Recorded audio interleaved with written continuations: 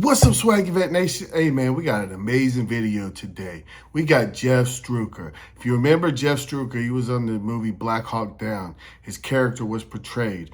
Struecker's convoy. He's one of the convoys that was out and helped with the recovery of one of the Black Hawks.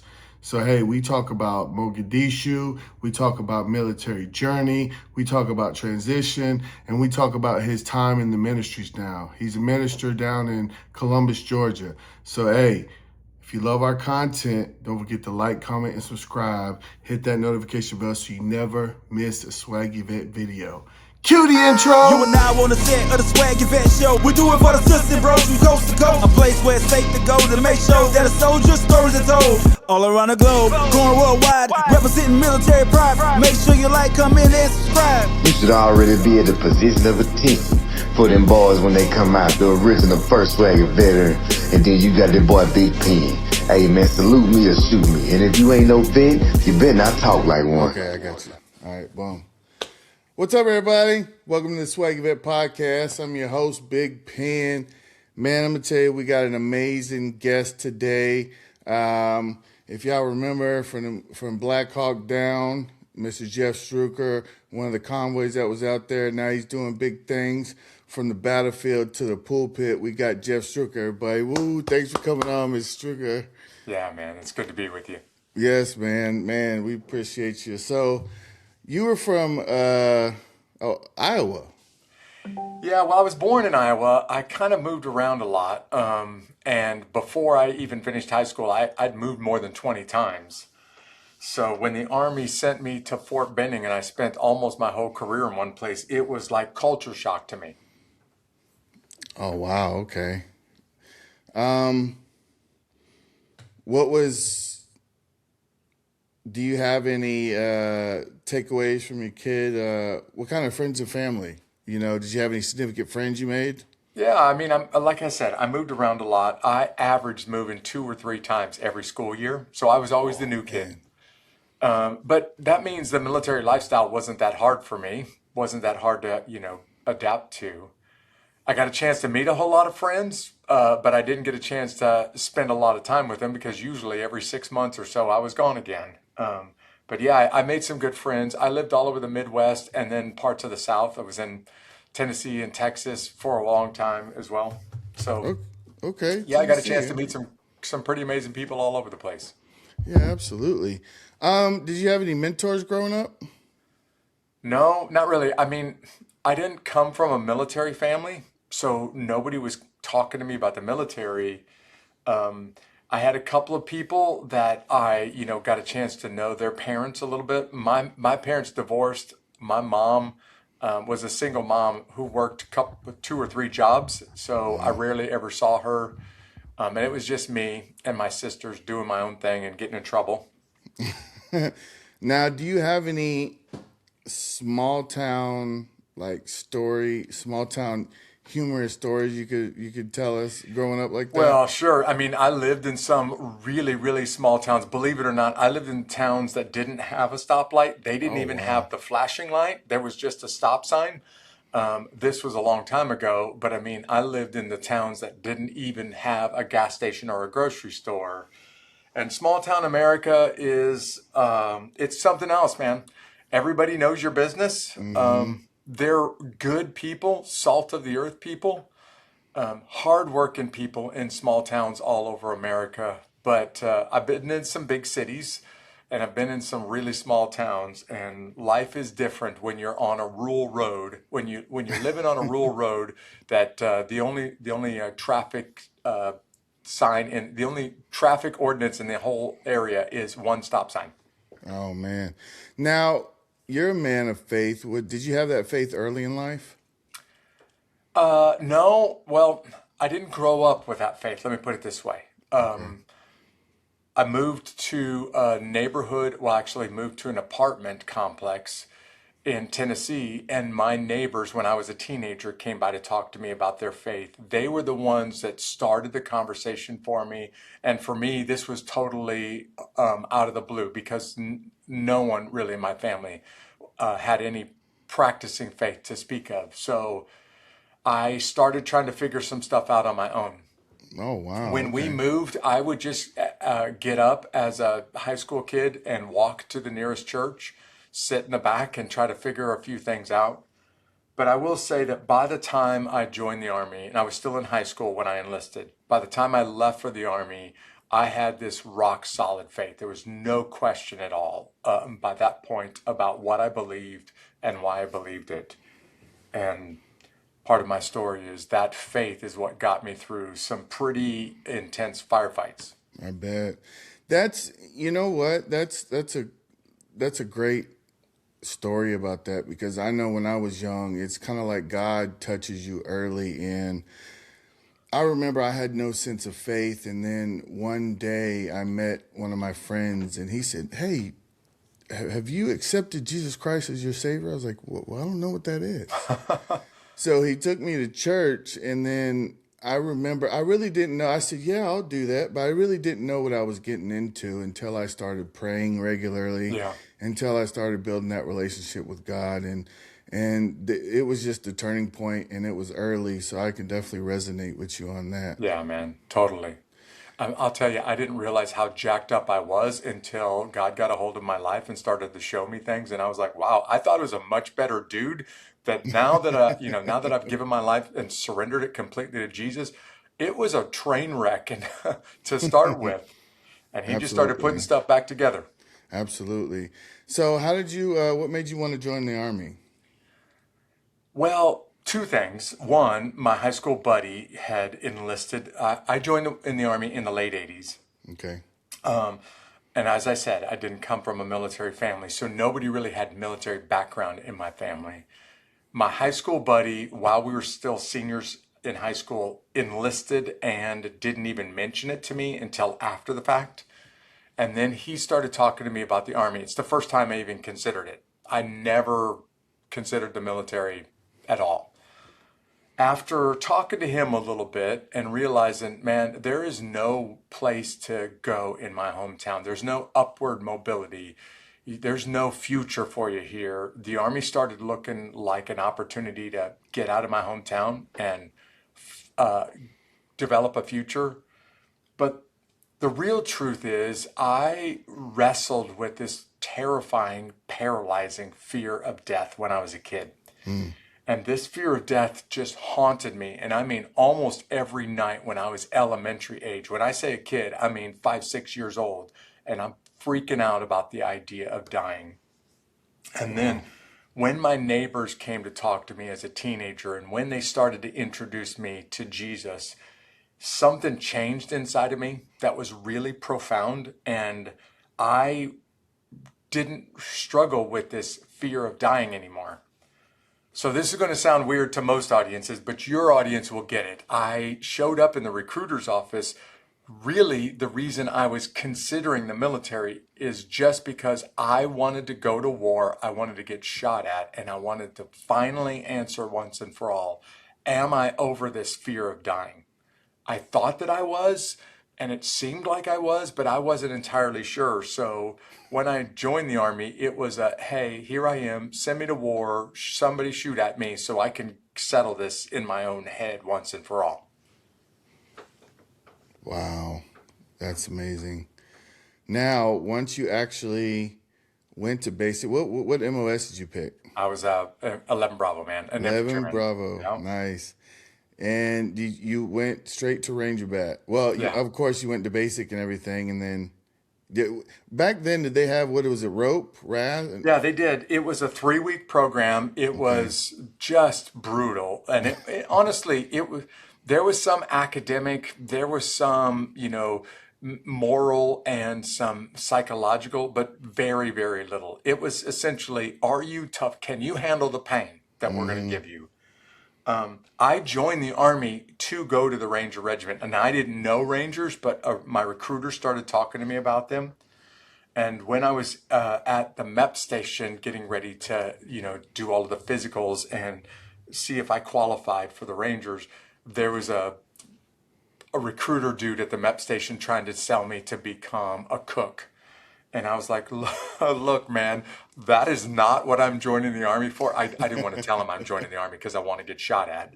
But like, no, being a cook is not what I'm looking for. So my recruiter said, listen, we can't give you the option 40 Ranger contract, but if you will join and go infantry and airborne unassigned, then while you're in airborne school, the Rangers are going to show up and they're going to ask you, would you volunteer? And sure enough, that's exactly what happened with me. Awesome. Now, going through obviously 11 Bravo training, then going to airborne school. Give me, because I went to airborne school back in 2001. So you went a little bit before Yeah, me. I got a couple of years on you, man. I went through, just so that everybody in the audience hears it, in 1987 while President Reagan was still in office. Oh, man. Walk me through airborne school. How was that? Oh, man, it was a trip. So I went straight to the Army out of basic training, which means basic training in those days, basic training in AIT, all done at Fort Benning in one station unit training, took me all the way through to like December of that year. Then I went straight across town, straight across the post to airborne school. I started airborne school, but it was so late in December that they sent me home for Christmas leave. And then I came back, I think for Tower Week or Jump Week after Christmas leave. Airborne school never really made me concerned. I was more concerned about failing airborne school and not getting a chance to try out for the Rangers than the parachute not opening or breaking a leg or something. But I had a blast in airborne school, except it was bitter cold, man. This was very early January when we were jumping. And I distinctly remember one of my first jumps on Friar Drop Zone. Anybody from your audience that knows airborne school will remember that. Except for it was miserable cold, the wind was blowing, and it had just stopped raining. And there's a little creek that runs through Friar Drop Zone. And sure enough, I landed directly in that creek. When it was about 35 degrees out, the water was already freezing cold, and I'm standing in a soaking wet uniform now with the wind hitting me and 35 degrees out in Fort Benning. And it wasn't the jump that I remember. It was being miserable, waiting to turn the parachutes in and get on the buses and head back to the airborne school barracks. I was like, I'm going to die of exposure out here. So of course, everybody else landed on the plowed up ground and they were nice and dry. And I'm the only moron that's standing there soaking wet in my desert or in my woodland uniform. Were you smaller so the wind kind of took you? No, it was one of those, we came along the drop zone, and that creek kind of parallels the middle of the drop zone, but there are only water in parts of the creek because it's an intermittent stream, right? And there's not really water running through it, but if it rained yesterday, you might have water in this spot, but not here, and then water in another spot, but not there. So I'm the one dude out of 250 that landed in the water. And of course, everybody else is just taking their sweet time, packing their parachutes up and dropping them off and, getting all of their stuff marshaled. And I'm like, guys, would you please pull your head out of your butt so that we can get on these buses, or else I'm going to die out here. Yeah. You were embracing the suck early, aren't you? Oh, yeah. I think this was like jump 2, by the way, of airborne school. Yeah. So, boom, you get through airborne school, and then you go to... I go straight to back in those days, it was called the Ranger Indoctrination Program. Now it's called RASP, the Ranger Assessment and Selection Program. Mm-hmm. And compared to basic, how was RASP? It was everything that I thought it was going to be, and then some. Man, I worked really hard to get ready for basic, and I had a lot of people telling me, you need to be able to do push-ups and pull-ups, and you need to be fit, you need to be able to run. And I could do all of that stuff, but honestly, basic training, AIT, it really let me down. Even airborne school wasn't that physically challenging. RIP, on the other hand, man, that was a suck fest. It was 18 days long back then, and from day 1 until day 18, it was brutal. And it was what I was looking for. Quite honestly, I got disappointed by basic and airborne. And when I got to RASP, I was like, now, this is what I thought it was going to be. And dudes were dropping left and right, as you can imagine, and they still do. Yeah, because actually airborne school was kind of a break because you get a little freedom in airborne Yeah, school. yeah. I didn't Yeah, know what to do with myself. What do you do with yourself? Straight out of high school, straight out of basic training. yeah. So after RAS, boom, you graduate, you're feeling high, you're feeling good. Then what? I go straight to the Ranger Regiment. So the Ranger Regiment has battalions back in those days located, one in Savannah, one Savannah, Georgia, one out in the West Coast in the Seattle, Washington area, and then one here along with the headquarters. I was supposed to go to Savannah, and then some guys came by and said, listen, we're taking interviews and we're doing some recruiting for the Ranger Regiment's reconnaissance program. Oh wow. Now, this has been around for a while. They're mostly pretty senior NCOs, so it's made up of usually staff sergeants, sergeants first class, and higher. But they were like, "Hey, we're gonna take some interviews of privates that are graduating from RIP, and see if they're interested in coming to straight to the Ranger Regiment's reconnaissance detachment at the time. Now it's a company." And long story short, I went through this in pretty intense interview process, and it was both physical as well as, those NCOs drilling into me on who I was and where I came from and what made me tick. And I went straight to the Ranger Regiment's reconnaissance detachment. Only happened with one or two people. And I really want to make sure anybody who knows this unit hears me that I really think, looking back on it now, it was a mistake for them to do that, because it took me maybe a year and a half to be able to have all of the skills that they really needed me to have. So for a year and a half, I was just a bunch of dead weight to my little small reconnaissance team. And I didn't really start to add value to that. Of course, I worked my tail off every single day, but I didn't really add value to the team for a long time. And looking back on it now, I think, that at the highest level, wherever those decisions were made, that was probably a mistake, because you really put those teams at risk, taking a guy like me straight as a private straight out of RIP. So you're saying the more senior guys that's been through Ranger School has a lot more training would have been better fit for that position you Yeah, were in? typically you're not even considered eligible to serve in the reconnaissance company unless you already have several years as a guy in the line in a Ranger battalion, and you've already distinguished yourself among other guys from your company, platoon, whatever.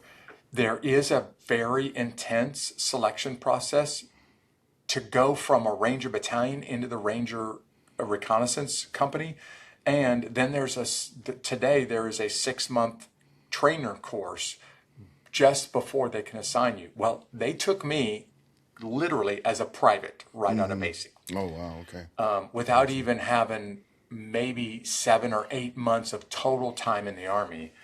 And it was the learning curve for me was insane. But the truth is, this was not so much about me. The unit, they carried around this dead weight. Basically, I became like the radio guy, and I was just a pack mule for about a year and a half before I figured some things out and could really add value to the unit. Now, did you go to Ranger School prior to doing this? Now, typically for an enlisted guy in a skill level 1, you'll go from RASP into the Ranger battalions. That was back in those days. Now, there are some guys that are going straight to Ranger School from RASP, and then from RASP and Ranger School into the Ranger battalions. But back in those days, it was almost for everybody, it was almost always a 6 to 18 month period. Wow. After 6 or 18 months, or somewhere in that window of being a private in a Ranger battalion, then we'll send you off to Ranger School. For me, it was about the 7 or 8 month mark, maybe 9 months, when they sent me off to Ranger School. So I was a PFC, let me put it this way, when I went off to Ranger School. Well, I would imagine you going, boom, you go through basic, 11 Bravo, and then you go to this reconnaissance, you get a lot of this good training and everything with them. I would imagine it would really help you gear up for Ranger School, yeah? Yes, but keep in mind, the training was off the charts. The TDYs were off the chart. Man, there are periods of time. I spent about 4 years in the reconnaissance unit where I would leave in January and I came back in June or July I lived in the barracks. I was a single guy at the time, and an NCO in the Ranger Regiment's reconnaissance unit.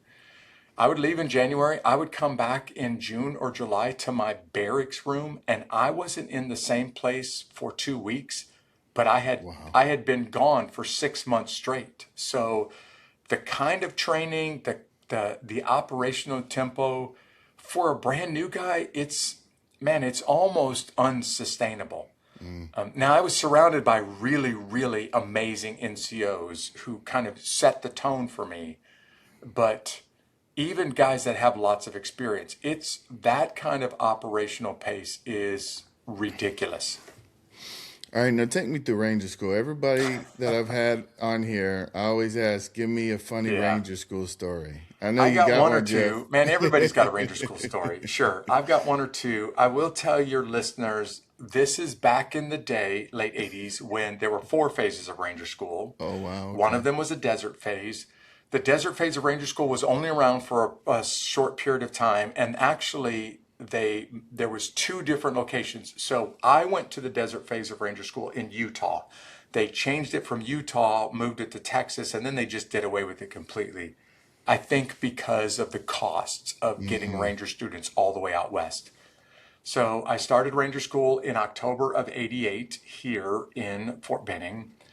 By the time I got up to the mountains, it's the beginning of November, and it's bitter cold up in the mountains. Yeah. And I started spooning for the first time, and I have no shame in saying I was getting as close to another man's body as humanly possible, and still was not sure I was going to be able to make it through an ambush position in the mountains of Ranger School. Oh, we went from there down to Florida. And by Florida, it's late November. And the reason I know this is because I have a graded patrol as the patrol leader in November in Ranger School, and we're doing some planning. And anybody who knows Ranger School is going to immediately recognize what I'm talking about. So we threw the poncho over everybody. We pulled out the flashlights. We're doing some planning at night. I got the map. We're starting to prepare an operations order. And everybody under that poncho is being graded, myself included. And in the course of being under that poncho for a few minutes, I start to notice everybody around me is sniffling. And I thought, oh, it's super cold out, because it was, and they've all got a cold, and their nose is running. And then the more I listen, I'm like, they're not sniffling. They're all crying. And I had my red lens flashlight, my little L-shaped Army red lens flashlight from the 1980s. Yeah. And I shined it in their face, and sure enough, every single guy under that poncho who's also being graded, and their Ranger School patrol record, and really their career is on the line, and they're all boo-hooing like babies under that poncho. Wow. And I'm like, guys, what the heck is going on? Basically, we got to pull it together, because all of us are being evaluated. You got to figure this thing out. What is your problem? And then they all looked at me like I was an idiot. They said, don't you realize what today is? I'm like, yeah, today is you're getting graded in our patrol and Ranger School, and if you don't figure stuff out, you're going to fail. They're like, no, man, today is Thanksgiving. And I was like, oh, I totally forgot. I've just been sucking wind for so long in Ranger School. I didn't even realize what day it was. I didn't even realize where I was. I mean, I was so miserable and so cold and so tired and so hungry.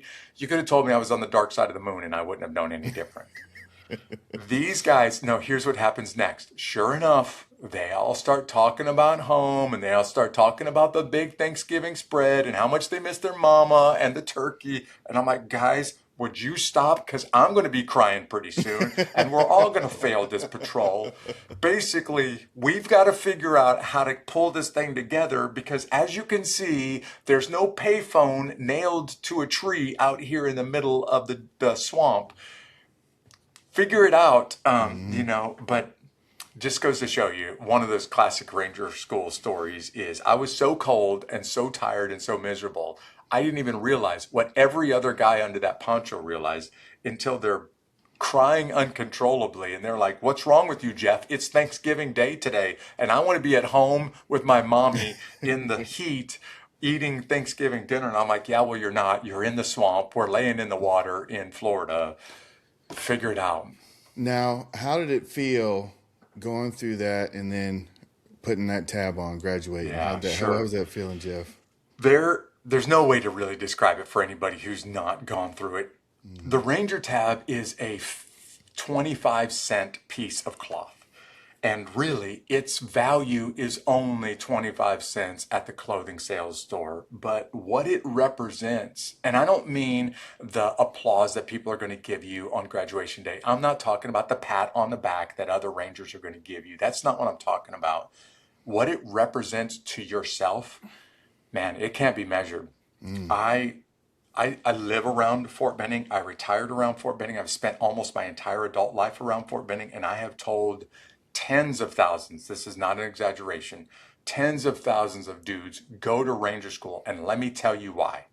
Ranger School is going to do something for you that nothing else on earth will do for you. Ranger School is going to teach you about you. And it's going to show you what you're really, really capable of. And the genius of Ranger School is they're going to make life suck so bad that you're going to wish you were dead. But if you can handle that, when it's over with, you're going to walk away saying, hold on, if I could do that, then I can handle whatever challenge my unit throws at me or whatever challenge my commander throws at me. Ranger School is not so much about the tab. It's about you learning about you. And I tell people, like, if it cost $10,000, I would pay $10,000 to go through that kind of misery, to learn something about myself, because there are few things in life that will ever show you what you're really, really capable of. And Ranger School is one of those things. So why would any man or woman in their right mind not go to Ranger School? And still a bunch of people look at me like, yeah, I ain't doing that. That just sucks. And I'm not going to go do it. And I'm like, okay, then go be middle of the road for the rest of your life. There you go. I love the way you put that, Jeff. And just to make your point, Ranger School is the top military leadership school, period, if you ask me. And I'm going to tell you why. We had on Jason Redmond, Navy SEAL guy. Yep. He told me a story. Now this is going to come out. This is not news, but he was deployed and he said he made a wrong decision. And part of his leadership training, they sent him to Ranger School to get better leadership training. So that just makes it a point of how good Ranger School is as far as leadership training goes. Yeah, I strongly, anybody listening in your audience who has the opportunity, go to Ranger School. Nothing else in the military, very few things in life in general will ever show you what you're truly capable of. But what that tab represents when you're done is you learn something about you that nobody can ever take away from you.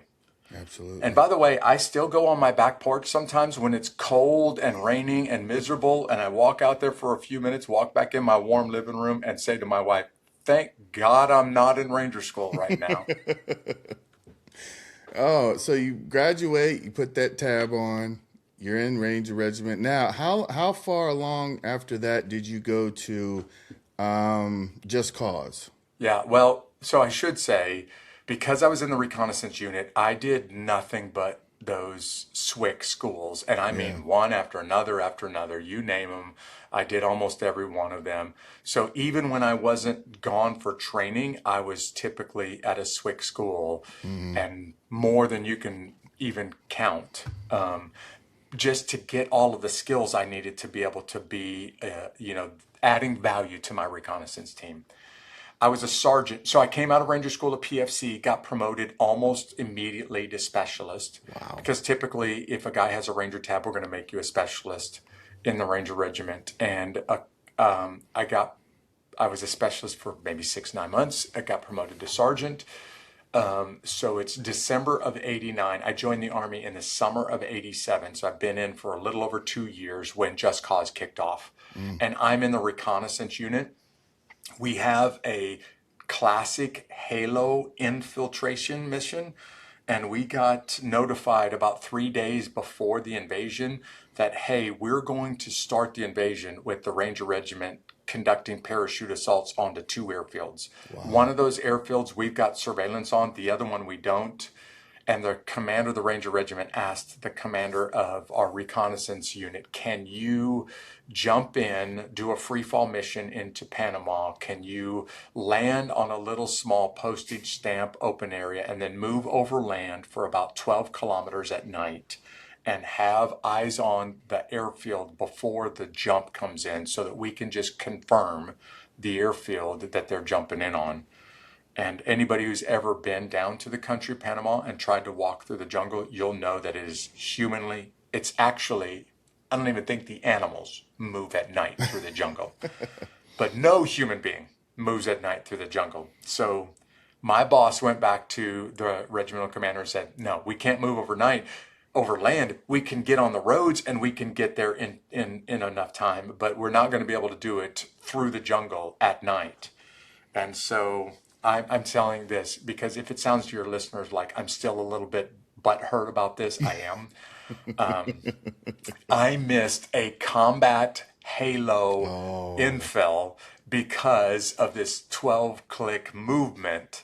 So they decided to use us as the theater level search and rescue. I ended up flying down there in secrecy 24 hours before the invasion began and provided the theater level search and rescue force for the whole invasion force.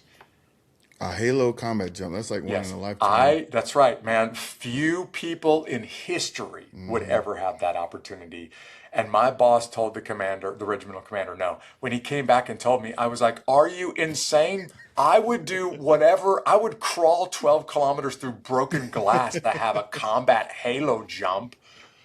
But never got the chance. It's the big one that got away. It's the fishing story that every fisherman has. Well, for me, it's the combat Halo infill into Just Cause. Just Cause wasn't even that long, yeah? No, I stayed down there for about 2 weeks. The total Ranger Regiment was down there for about a month max. But it was really, by about 12 days in, things were wrapping up. Okay. I mean, it was a pretty violent first couple of days. And then after that, we had our way with the country, basically. Yeah.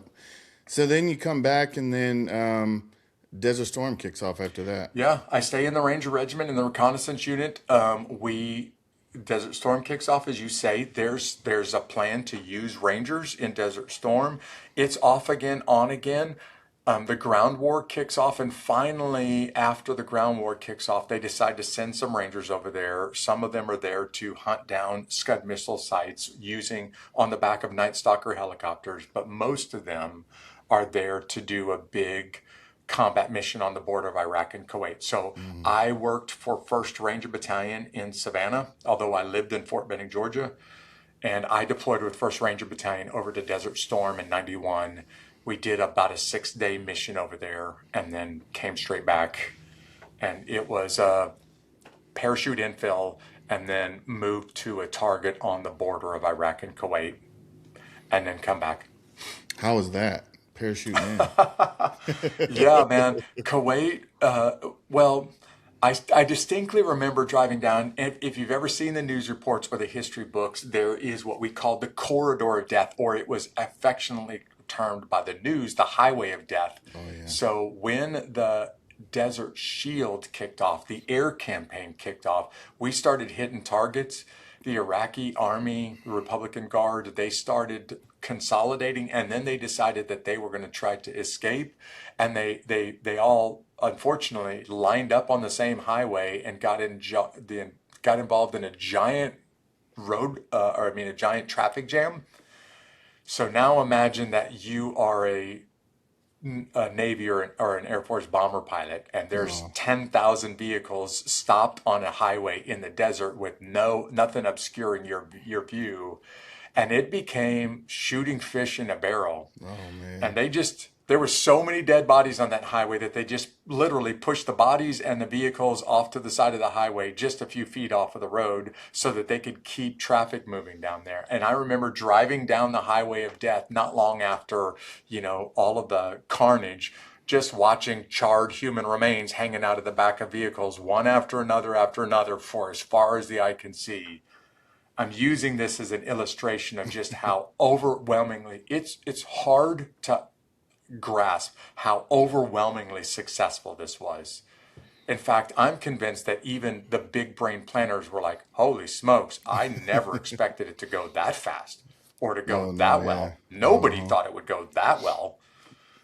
It was quite honestly, it shocked the world, and it shocked us too, at how quickly we overwhelmed and totally destroyed that force. Absolutely. Which was, I think, at the time, the 7th, 8th, 9th largest military force on planet Earth. And it was over in 4 days. Mm-hmm.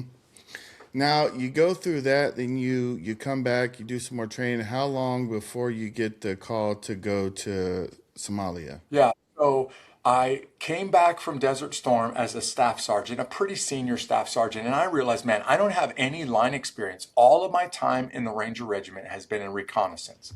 I do some cool missions. I get lots of TDY money. I go all over the place and do some training, but I don't have any time in the line. So I left the reconnaissance unit, went over to Bravo Company 3rd Ranger Battalion, just across the street, and took a Ranger squad. And to be frank, my first few months as a squad leader, I was completely overwhelmed because I didn't know how to fight a Ranger squad. I didn't know how to maneuver fire teams. I didn't know how to do that stuff because I never had that mission. My job was to get out way in front of a battalion and go provide some eyes and ears for a target that they were going to hit.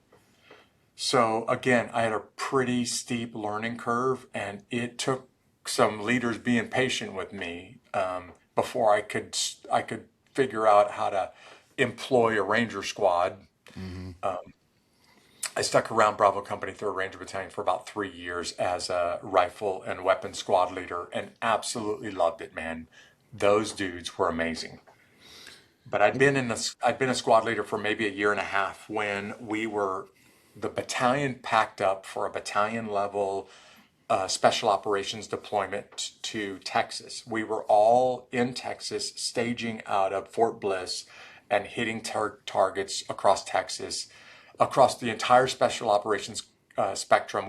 The whole special operations force was hitting targets and working together. And while we were in Texas, they pulled my company out of Texas and sent us to throw this force together and go over to Somalia. And they left everybody else training in Texas. And honestly, we were a couple of days into preparing to leave, just about ready to get on the aircraft when they said, you know what, forget it. It's not going to go. Go back to Texas, go back to training. So we loaded up and flew back to Texas and got off the birds and said, guess it didn't happen. That's life in special operations, right? Maybe it happens, maybe it doesn't. You get all spun up and it doesn't go. And then, I'm not exaggerating, not even 6 hours later, they're like, stop, get back on the birds, fly back out to the East Coast. We're going, and we're going for real. What was happening behind the scenes that very few people are aware of is there was an argument at the National Command Authority level. And I'm talking about the commander of the Joint Special Operations Command going toe-to-toe with the Secretary of Defense and with the National Security Advisor and with the President, and literally saying, I will absolutely not send my people to war under these conditions. Either you change the rules or we won't go. And at the time, he was a 4-star at the time. It was General Wayne A. Downing. And I got mad respect for the courage that it took Downing to look the President of the United States in the eyes and say, no, I will not send people under these conditions. And the conditions were the rules of engagement. So there was a big fight about what our rules of engagement would be. But what it turned out is there's not going to be any artillery. There's no close air support. There's no naval gunfire. There's no armor forces there. There's no adjacent units for you to integrate with. And the U.S. is not even sending over anything that produces collateral damage. You won't even have a Spectre gunship in the air. Wow. Just you, your individual weapon system, and your buddies go over there, get this thing done, and get out of there. And that's one of the reasons why the body count became so high in Somalia, because we didn't have literally any of the support that American forces have used in combat since the beginning of our country. None of that force was there, nor do we have access to it. Now, I went to Djibouti. I was there for a year training the Djiboutian army. They stood a logistics unit up to push down into Somalia to fight al-Shabaab. And I'm going to tell you, that's some heat I've never felt in my life, Jeff. So I know when you got over there, Yes, you were sir. like, what is going on? Yeah, you step off of that airplane and you feel that Africa heat. Man, so what was your mindset going into Somalia? Yeah. So keep in mind, I'm a 24-year-old squad leader, but almost nobody in my Ranger company has any combat experience, not one. So I'm really not only the guy with combat experience, but I've got more than one combat tour under my belt with the Ranger Regiment. So I kind of became the dude that everybody looked to, like, is this what combat's supposed to be like? Like, what's it supposed to be like? And we got greeted when we got off of the aircraft and in the airfield and moved into a big airplane hangar, took that over as our living conditions. We got greeted with artillery fire that night, mortars and rocket fire. And it was every night. You could set your watch to it. You knew you were going to come under fire. It was firefights in a distance. It was rolling out on roving patrols and getting shot at. And Task Force Ranger did about 7 missions over there. And there were some good scrapes in a few of the earlier missions. But by the time you get to the big fight in Black Hawk Down, it's 200 or so of us in the city streets against about 10,000 armed Somalis. And if you don't have close air support, and if you don't have gunships, it doesn't matter how good you are, the math is going to work out the same way. So you're over there. You said you're doing little patrols here and there. What was it like when they say, hey, we're about to do this in particular mission that was on So there were U.S. forces in Somalia. They had been there since December of the previous year. We got there in June, so they'd been there for about 7 months. And they've been doing good stuff over there, man. They've been doing really good missions, but they were working peacekeeping and nation building. And I'm talking about the U.S. forces that were over there. They were doing great stuff, but they were doing it under fire, and they were doing it with these really insane rules of engagement. We got sent over there separate from the rest of the United Nations forces. In fact, quite literally, they started a second phase of United Nations operations in Somalia. That's the operational title, UNISOM. Phase 2 was Task Force Ranger going over there to do killer capture mission. That's basically what we were doing. And we were targeting high profile, bad guy and his network. And we were hitting targets to take out his network. It was just far more complex and took far more time than most people understood. And you know what it's like in that part of the country, trying to find a key bad guy in an area like that where there's no infrastructure, it's trying to find a needle in a haystack. That's the best way. That's the best case scenario. It's actually trying to find a needle in a stack of needles. That's really what it's like. And man, this was taking a while. We were making progress. It was going to take a lot longer than anybody planned. Yeah, you had to build up a lot of intelligence for that, yeah? Yeah. So what was your mind like when you hear those famous words, Irene? Yeah. Well, so we got a tip that there were 2 high-value targets meeting in the same building, but this was broad daylight. And as most of your audience knows, special operators don't hit targets during the daytime. We only go in at night. So we knew that this was bad guy territory. We knew that there was nothing but guns in the area. And we also knew this is broad daylight, which means our element of surprise and all of our advantages of being under the cover of darkness, all that's gone. So when you kick in the door, it's going to basically be a punch fest, and whoever gets punched in the face first and hardest might win. So all of us went in with the plan of be very fast, very violent, and get the heck out of there as quick as we can. That was the plan. Because this mission, we planned and prepared different. And we planned and prepared different because it's a daring daylight raid into the worst part of town with no overhead support. Get in there, get your stuff, get the guys that you're looking for, and get the heck out. And we wanted to get in and out in less than 20 minutes. That was what we were attempting to do. Yeah. So where were you at in particular when the first Black Hawk went down? I was a squad leader, and my platoon was on the ground vehicles. So every time we put the force in, there was always a ground element. Most of the time, the assault force went in by helicopter, and then we went in by ground, and they would go out by vehicles. That was the plan for this one. Though there was a target where we just decided we're just going in and out by vehicles. So I was positioned about a half a block away from the target building when they started the breach and started taking down the target building. And I had the vehicles running and the engines on and just waiting for the call that the building is secure so that we can roll up, grab the bad guys, grab everybody from the assault force, and get in and out. But we were already under gunfire before we even got to the target. I bet. So there was 2 separate convoys. It was yours and then another one? Yeah, actually, there was one convoy that ended up getting split up in 2 or 3 directions and trying to do 2 or 3 different things when multiple Blackhawks get shot down. Yeah. So for the audience, the book or the movie Black Hawk Down doesn't tell you this, but we put 6 Blackhawks carrying troops in the city streets or in the sky that day, and 5 of the 6 of them got shot down. 2 of them ended up crashing in the city and turned this into a casualty recovery mission. The other 3 were able to crash in some United Nations held territories.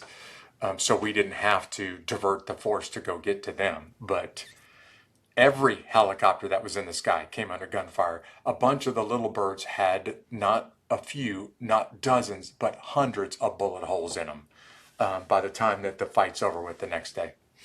Wow. Now, how much of your training kicked in and it was like muscle memory when them bullets started flying? Yeah, I've been in gunfights in Panama and Somalia. I knew exactly what to expect. In fact, the first time some of those Rangers next to me were under gunfire, I heard the rounds going over the top of our head. This is a little funny story. And I noticed that they kept ducking every time the round went over their head. And I'm like, what are you guys doing right now? And they're like, did you hear that? The rounds are going overhead. I'm like, of course I heard that.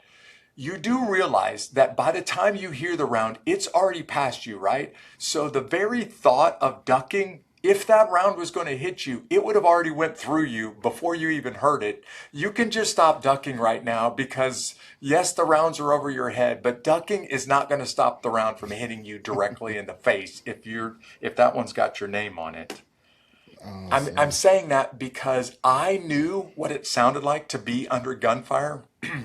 And I also told these guys, to be quite honest with you, the rounds are far enough over your head that you're not even really in any danger right now. I could tell you, oh, you know what, that was really close. Now you might want to go find some cover. I could tell the difference between gunfire that was well over your head and gunfire that was really accurate and just inches over your head. But that's just because I was a guy who'd been in firefights before. The rest of those dudes hadn't. And no blame on them. They're just trying to figure it out for the first time. It was just I had to do this little science formula with them. Like, you guys do understand that by the time you hear the round, it's already past you. So if you're ducking because you heard something, it's not really working for you, man. Tell me about a Ranger that you watched do something incredible that day. I could tell you 100 stories. I bet. Obviously, there's lots and lots of valorous awards. 18-hour firefight. You put a couple of hundred dudes outnumbered 50-1, and it's going to cause a great deal of valor. what I saw repeatedly, and I didn't see it one time, but I saw it over and over and over again, is the Rangers and the special operators that were part of the force were saying, whatever it takes, no matter how much I have to give, I'm going to keep going, I'm going to keep giving, I'm going to keep serving, I'm going to keep bleeding if that's what it takes. I will not stop until this mission is accomplished. Now, obviously for us, after the first 20, 30 minutes of taking down the building and capturing the bad guys, the mission became get to the crash sites, recover the crew. But it wasn't just Gary Gordon and Randy Shugart who went on foot to get to Mike Durant's crash site that received Valorous Awards. If you look at the amount of Valorous Awards that they gave out that day, the percentage of Valorous Awards. I don't know if you've seen anything like that, quite literally since World War II. But it's because of the amount of violence and the amount of killing. We haven't seen much of that since. That's happened only a couple of times in Korea and Vietnam. So if you really want to know what it was like, go back and read the history books of what it was like for the Marines on Guadalcanal. Or go back and look at what the fight was like on Iwo Jima. That'll give you an indication of what it was like for us in Somalia. And by the way, I just want to say to the whole audience, during the middle of the fight, we were overwhelmed and had no support. So we called for help. And the U.S. Army's 10th Mountain Division showed up and fought and bled and died right next to us. And I got mad respect for those dudes because they didn't have the kind of training or the experience that we had. But yet, like every great American, they stuck it out and hung in there. They rose to the occasion. Yeah. Yes, sir. So after all that, I wanted to ask how accurate did the movie portray that, and did you have any say in what went on? Did they get your opinion on anything? Yeah, I'm really proud of the way that the movie and the book turned out. I didn't personally want to be named in either the book or the movie because I had plans to do something that was clandestine for the rest of my career. And when the Army authorized the author and the movie studio to use my real name, at that point, I could no longer do that super secret job that I wanted to do. It really, really ticked me off. But I thought to myself, I have seen nothing, with the exception of a couple of anomalies, and I'm talking movies like Saving Private Ryan. I've seen nothing but war movies that are just a farce, and I don't want to be part of that debacle. So I really, really didn't want to see the movie made at all. I definitely didn't want my name in it. But after it was done, I went to the producer and the director. They showed it to a handful of us Rangers that were there, as well as the other units. We got a chance to see it before the audience did, or the general audience. And I said, listen, guys, you could have turned this into a farce. You could have tried to make some political statements with this movie, and you didn't. And I want to tell you personally, and basically what I said is, I want to shake your hand, because you could have used this to make some kind of political statement, but you didn't. And I think they, about as accurate as you can. Now keep in mind, it's a major motion picture, but about as accurate as you can, they did that fight justice. Awesome. Now there's one scene in the movie that I wanted to kind of talk to you about, where you're about to go back out on the convoy and you come back and you talk to that individual. I remember I saw a story you was talking about the actor that portrayed you. How good did he get that line? Yeah, he nailed it, man. That's awesome. That scene is very, very realistic, but your audience would understand what the average viewer of the movie won't. There was a lot more going on behind the scenes, and really what happens in this scene that really happened to me on the streets or in the airfield in Mogadishu, Somalia, is this guy says, okay, if I get back out on those Humvees with you, I know I'm going to die. And still, he picks up his weapon, jumps on the back of those Humvees, and rolls back out there with me, and keeps rolling back out there with me all night long. And I have had a few moments in my career where I was really, really proud to stand next to a couple of different warriors, but that is the proudest I've ever been. And that is the most courageous warrior I've ever seen, because in his mind, he was 100% sure, I'm going to die. And if the mission demands it, tonight I'm going to give it. So, man, I will go to my grave thanking God for the chance to work with warriors like that. And the movie just doesn't unpack that scene the way it deserves to be unpacked. Yeah, that's why I wanted to ask you about it. It was a valorous moment. Yeah. Absolutely. So after that, how did your faith play in this whole thing, Yeah. walking through this, man? I know you had to talk to God many times. Sure. Yeah, well, this was a curveball that I didn't see coming. So I said earlier in this interview, I had a terrifying fear of dying when I was growing up. I joined the Army just to find out if that fear was over. And Somalia was the ultimate answer to this question. So for the entire 18 hours, I was certain, it's 100% certainty, that not only am I going to die, but I'm going to get every one of my Rangers killed. And there's no way to do this fight tonight that doesn't get every one of us killed. Now, maybe the people out in the city streets will survive, but we're not going to. There's no tactical scenario where we come out of this thing alive. And man, I don't even have the right words to describe it. I'll just tell you, I had this supernatural sense of peace inside of me. Like, okay, I know it's going to happen. I know it's going to happen in the next few moments, but I'm not at all worried about what happens to me after I die. I nailed that one down as a teenager. So if tonight's the night, let's go. In fact, I kind of had the opinion, like, if I'm going out tonight, then I'm going out in a blaze of glory, and I'm going to take as many out with me as I can.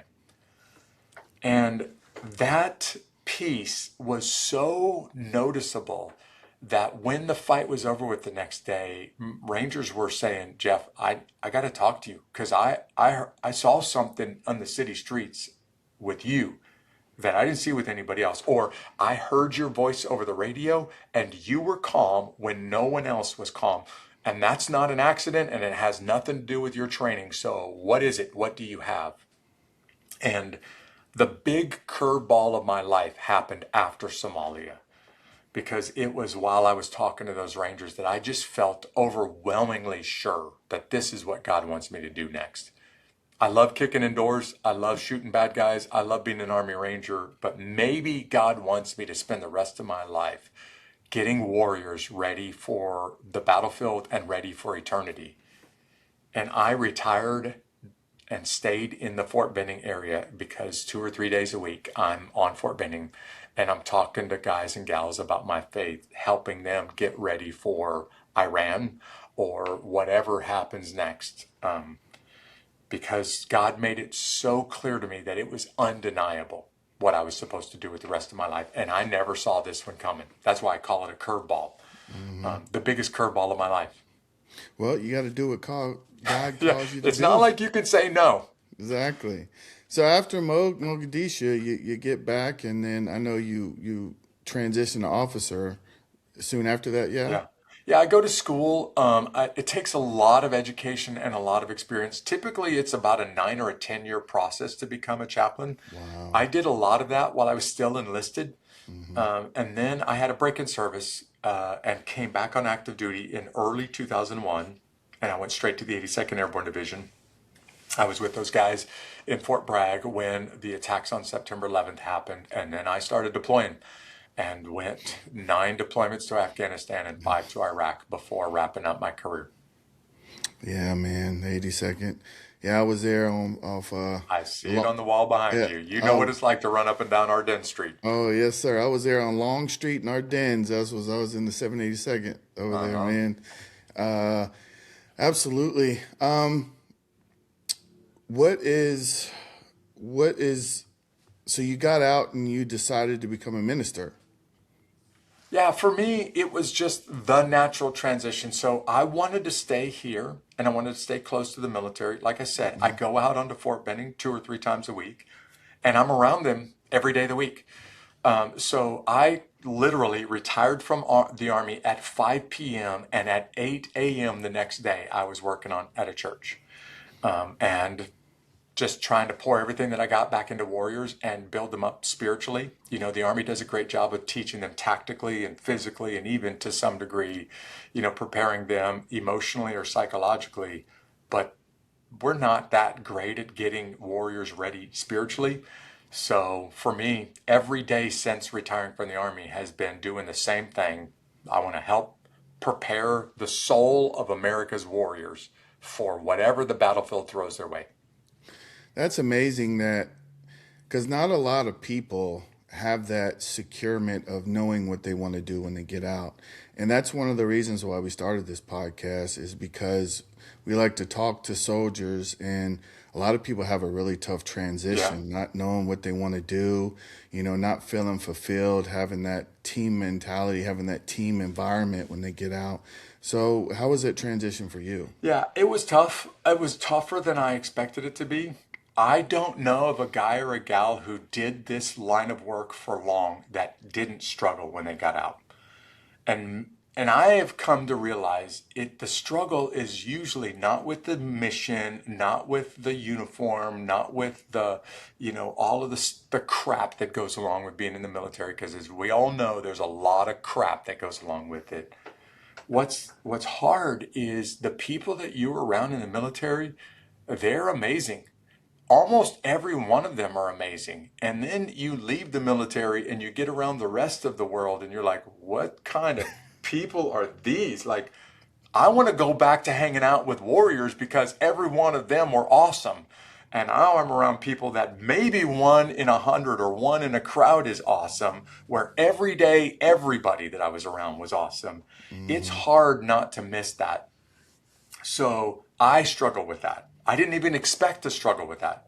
But I struggle with it like every warrior does, because I didn't realize how amazing the military was until I left the military. And then it became really, really painfully obvious how amazing they were when I was around everybody else. So I guess you could say I stick around Fort Benning and I spend as much time around there as I can because I miss it so much. I miss those kind of people so much. I plan to keep sticking around there because they're unusual. They're exceptional. And yes, I struggled. I will say any guy or gal who leaves the military and doesn't have a definitive purpose, yeah, this is going to be hard for you. Just being around people that are not at all as exceptional as the guys and gals you served with. But if you don't have a purpose that gets you out of bed in the morning, I don't know how you live like that. So for me, I got something that fires me up and it gets me up early in the morning and it keeps me running really, really hard because I want to do the best I can to be able to take care of warriors and to meet them right where they are. Absolutely. So what's the funniest thing about being Pastor Jeff? Well, there's a lot of good stories there. I am clearly in over my head in a few areas that are just not my area of expertise, and I've learned along the way, Jeff, don't try to be an expert in something you're not an expert in. Just hire an expert to be an expert in it and find the money to pay them. I had to learn that the hard way.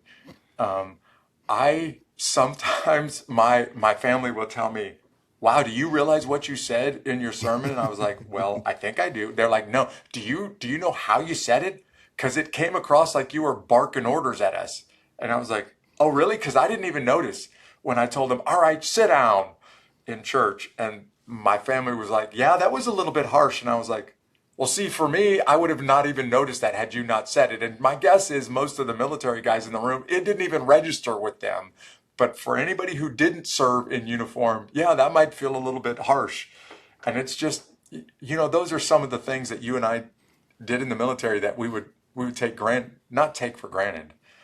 I thought everybody in the world was as brutally honest with themselves and with the people around them as the military. And I learned in about 12 hours that nobody else in the world is as honest as the military is with each other. So when you try to tell a friend can I give you some friendly advice? The friendly advice that you give in the military does not go over that well outside of the military. Let me put it that way. Absolutely.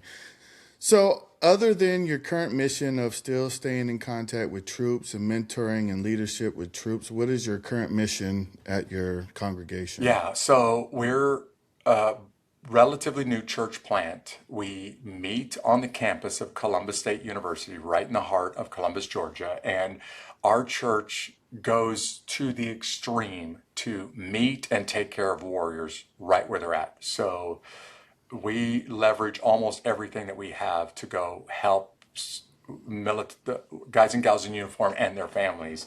As a result, we're a church that's almost entirely made up of the military or retired from the military, and I love it. I love every day being around them. So I get a chance to somewhat do what I did in the Army as a chaplain. Now I get a chance to do it as a pastor here in town with the same kind of people that I had the chance to serve with as a chaplain. And like I said, man, I love it. Living the best of both worlds because I don't have to put up with all the Army crap, but I get a chance to be around those exceptional people. Absolutely. So anybody that's watching and wants to come get some words of wisdom and some hallelujah from Pastor Jeff, where can they go? Tell them to just find me online. You can find me on social media or on the internet, just about anywhere. They just do a quick search for my name, but tell them to just find me online. Yes, sir. Well, it's been an absolute pleasure having you on, Jeff. Yeah. Your knowledge and your everything that you've been through, your faith with God is amazing, and I've got so much value from this, and I'm sure the audience will too, and I just can't thank you enough. Well, thanks, man. Good to be on the show with you. Absolutely. Well, until next time, everybody, stay swaggy, stay strong, y'all. Peace.